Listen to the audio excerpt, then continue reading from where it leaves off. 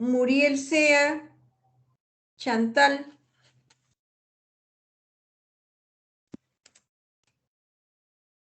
¿Me están escuchando? ¿Están en clase? Se escucha, doctora. Sí, doctora, sí se la escucha. Ah, sí le escucho ya. Muñoz Valentín, ¿está? ¿No está? Osorio Dulanto, Ángel. Osorio. Sí, doctora. Buenas Osorio, tardes. ¿qué es lo que va a pasar una vez que se ha producido lesión de esos enterocitos? ¿Qué es lo que pasa?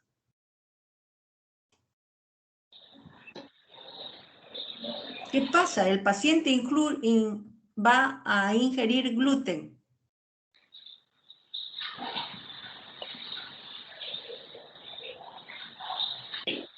¿Qué es lo que va a pasar? Va a absorberse, ese gluten va a pasar.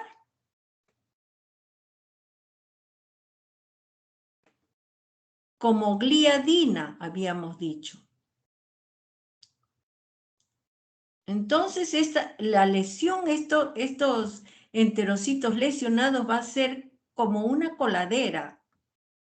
Van a pasar esas gliadinas y van a producir entonces desaminación de esa gliadina y por lo tanto van a estimular a la HLA, van a estimular a la DQ2 o DQ8 y se va a reproducir el mismo círculo, estimulan también a los linfocitos, atacan nuevamente y así sucesivamente. Observemos acá en esta gráfica. Esas respuestas tisulares a la gliadina están implicados con mecanismos inmunitarios congénitos. Y estos linfocitos CD8 más la lesión intraepitelial son activados por el IL-15. Acá vemos, en 2 puntos va a haber, ¿no? Por lo tanto, vamos a tener que este paciente con síndrome de mala absorción va a tener lesión a nivel epitelial. Va a haber atrofia de ese epitelio y ya no va a poder absorber normalmente los nutrientes que otra persona sí puede presentar la absorción normal. ¿Qué sucede en ese caso? Entonces, como consecuencia de todo ello, va a haber pérdida de la superficie mucosa y del borde en cepillo, que parece ocasionar el síndrome de mala absorción, en este caso, de la enfermedad celíaca.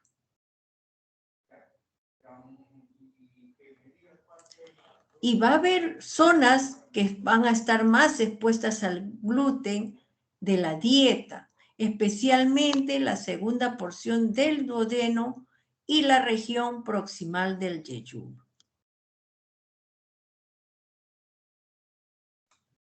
A ver, dígame Pino Cordero, Pino Cordero Joshua, Rafael, ¿está presente? Pino Cordero, Mesa Guamanid Rolando. Sí, doctora, buenas. Buenas tardes, dígame, ¿la enfermedad celíaca a qué nivel se produce la alteración?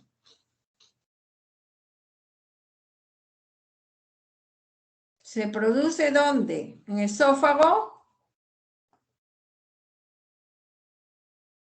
No recuerdo, doctora.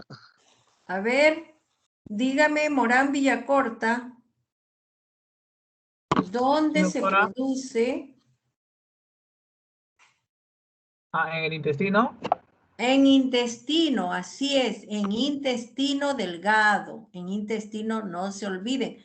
intestino delgado y más frecuente, las zonas más expuestas al gluten de la dieta son la segunda porción del duodeno y la región proximal del yeyuno. Esa es la zona más expuesta a esta enfermedad celíaca y van a producirse toda esa serie de eventos que hemos referido.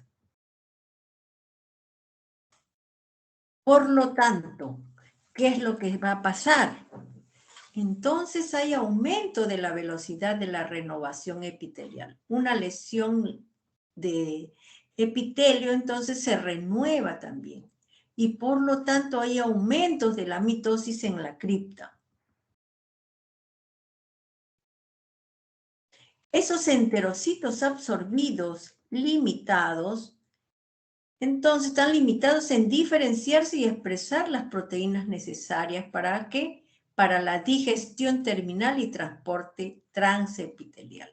Si es que esas lesiones se producen severamente a nivel de los enterocitos, entonces no van a poder cumplir bien su función. Ya no van a poder absorber bien los nutrientes. Y se va entonces ¿en qué? En diarrea, dolor abdominal, cansancio crónico, anemia y algunos casos son asintomáticos, pero tienen baja de peso, no hay crecimiento, si es que se producen en niños, pero en el adulto va a presentar todas estas características. Y esa enfermedad celíaca más frecuente de 30 a 60 años en adultos y en niños se presenta desde 6 a 24 meses. Entonces los niños también son atacados. Y en los niños, ¿qué es lo que va a pasar con esta enfermedad celíaca? Es irritable, llora cuando son pequeñitos, no saben expresarse, se le balona el abdomen, distensión abdominal, anorexia, diarrea, no sabe qué hacer la mamita, fracaso del crecimiento, pérdida de peso, atrofia muscular, entre otras características. Entonces, pensar si ante un caso de diarrea con todas estas características, pensar en una enfermedad celíaca. Y entre otras características no clásicas, no frecuentes, tenemos también artritis, estomatitis aftosa, vómitos, náusea, estreñimiento, anemia, retraso puberal talla baja, y 10% también pueden presentar lesión cutánea pruriginosa.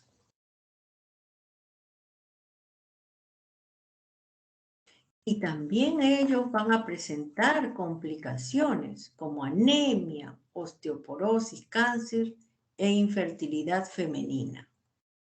Estos pacientes van a estar anemizados, van a estar sumamente delgados y se van las mujercitas en una infertilidad femenina. Por eso también hay que descartar ante una infertilidad femenina, descartar también una enfermedad celíaca. ¿Qué exámenes le vamos a tomar a estos pacientes? Le vamos a tomar pruebas serológicas, realizarse una biopsia para determinar las características histológicas de ese epitelio intestinal. Medición de anticuerpos, inmunoglobulina A frente a transglutaminasa tisular, examen molecular también de los casos. ¿Y qué es lo que vamos a encontrar? Aumento del número de linfocitos TCD8 intraepiteliales. Hiperplasia de las criptas, que habíamos dicho cómo va a haber un aumento exagerado de esas criptas, atrofia vellosa, pérdida de la superficie mucosa y borde en cepillo, por supuesto, muchas células son lesionadas, lámina propia parte superior, aumento de células plasmáticas, mastocitos y eosinófilos. Acá tenemos. Este es un caso avanzado de una enfermedad celíaca.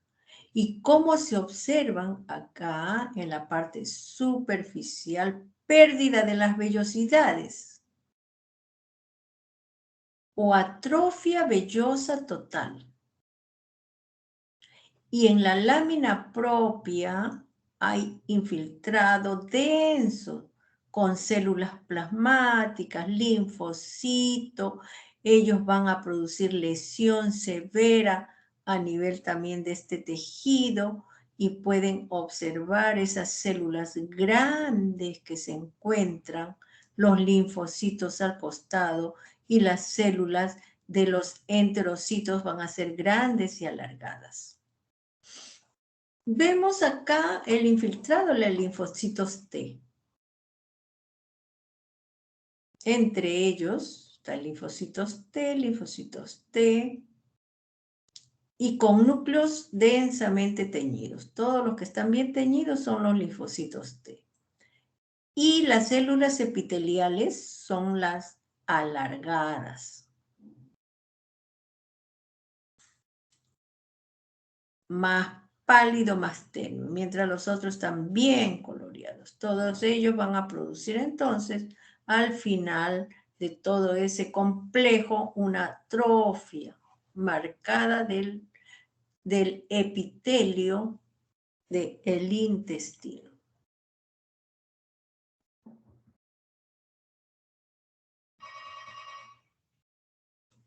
Y vemos que esta enfermedad celíaca está asociado a cáncer, a linfomas de linfocitos T y también está asociado a adenocarcinomas del intestino delgado. Por eso se tiene que descartar en estos casos de enfermedad celíaca, hacerle la biopsia para determinar si es que se está instalando o no linfocitos, linfoma de linfocitos T o adenocarcinoma del intestino delgado. Y por supuesto, ¿cuál es el tratamiento? Una dieta sin gluten.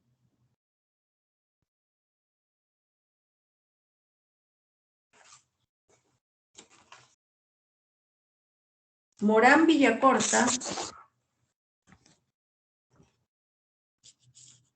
Hernández. Morán, dígame, ¿el gluten dónde se encuentra? ¿En qué productos? ¿Panes? Hernández Tequén. En el trigo, doctora. En el trigo, muy bien. Dígame otro, Delgado Vidal Charo, Natsume. En el arroz. No le escucho. En el arroz. Vamos a ver acá, le hemos dicho dónde se encuentra. De la Cruz Quintana, tienen que ver los productos del gluten. Esa va a ser su tarea, sin gluten. En la cebada, doctora. La cebada, muy bien, en la cebada. ¿Dónde más? En el centeno. Centeno, por eso dicen hay pan con centeno o sin centeno. Allí le ponen. A veces compran alimentos específicos para esta enfermedad. Incluso hay gelatina especial sin gluten. Ustedes dense su vueltita a las tienditas y observen qué productos, porque ustedes le van a preguntar el doctor, los pacientes le van a decir, doctor, ¿qué producto, qué puedo comer?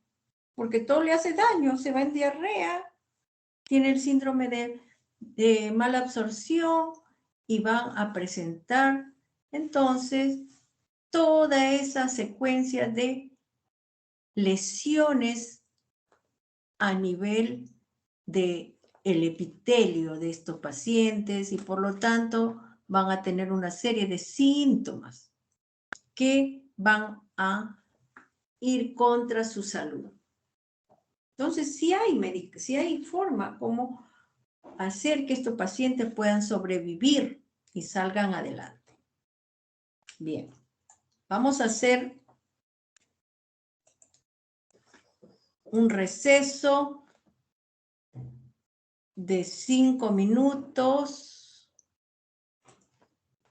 Vamos a dejar de compartir.